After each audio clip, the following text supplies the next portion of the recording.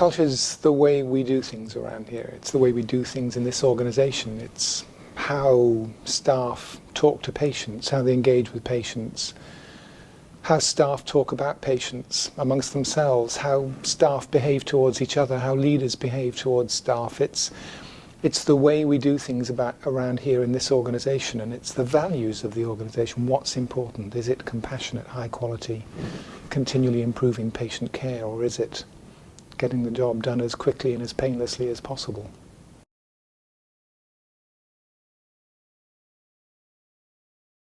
Well, cultures are shaped particularly by the leaders, and so every interaction by every leader shapes the culture of an organisation.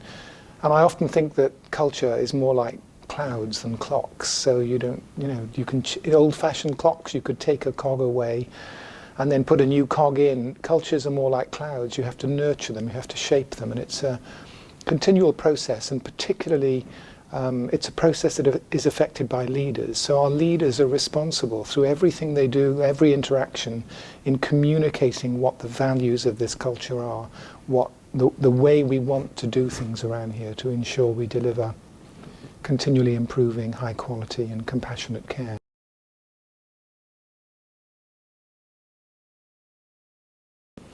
Well, in a sense, what's so important about healthcare is that it's one community of people giving their time and energy and commitment to caring for other people in pain, other people who are afraid, other people who are feeling out of control.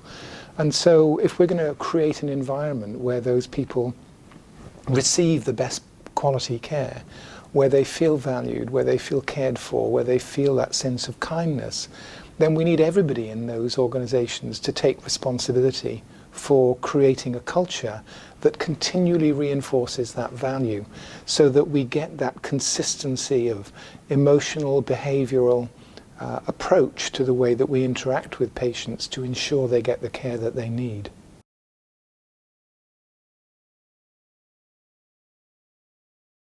Well, leaders are powerful people by definition. They're the people who control rewards, they control structures, they control processes.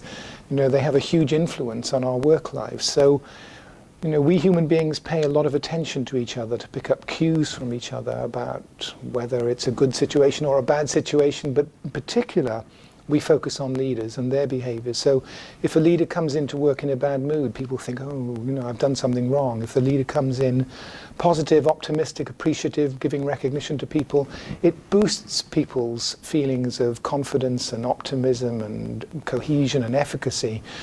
So they're very important in terms of the way that they particularly shape the culture of the organization. Leaders who are positive, appreciative, optimistic, create a positive culture, and then people give them their best.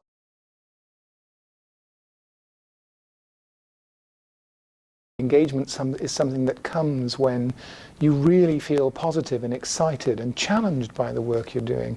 Engagement is how much of themselves the individual brings to the workplace. And when people feel a high level of trust in their leaders, when it's an environment where they're being recognized and appreciated and valued, and given responsibility which stretches them, but also the supports to enable them to achieve, then they become engaged. Just telling people to be engaged is not going to produce the effect.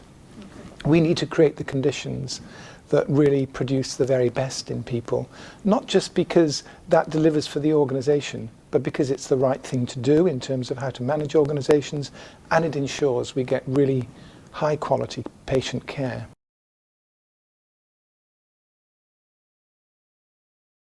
The key is really, I think, four things. One is making sure that there is a compelling strategic narrative in every healthcare organization about what the organization stands for. That can't be just words. It must be in the DNA of every leader throughout the organization. We're going to be the safest hospital in Ireland. We're going to deliver the most high quality, compassionate care.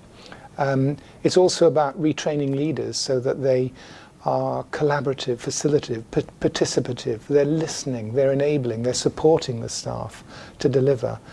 It's also about making sure that we're giving staff the responsibility to run the frontline processes in the way that they know is best, with lots of team working and dialogue, and the support so that we train them to provide continually improving care, so that they're very skilled in quality improvement techniques. So we train them to be able to take responsibility for delivering frontline care, so that they're not always in a position of being at the end of a line of command and control, that actually they're with their teams delivering those frontline services. And finally, that there's a high level of trust and integrity in the organisation, where people are treated fairly and equally, and they feel that they can trust what their leaders say.